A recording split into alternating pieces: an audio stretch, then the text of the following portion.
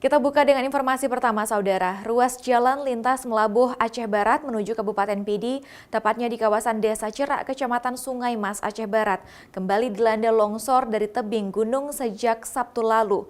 Sempat dibersihkan oleh tim BPBD setempat, namun karena intensitas hujan tinggi, longsor kembali menutup ruas jalan antar kabupaten ini. Akibat intensitas hujan tinggi, ruas jalan utama antar kabupaten yaitu dari Melabuh Kabupaten Aceh Barat menuju Kabupaten Pidi tidak bisa dilewati karena ditutup oleh tanah longsor yang jatuh dari tebing gunung. Sebelumnya, material tanah longsor sudah sempat dibersihkan oleh tim BPBD Aceh Barat.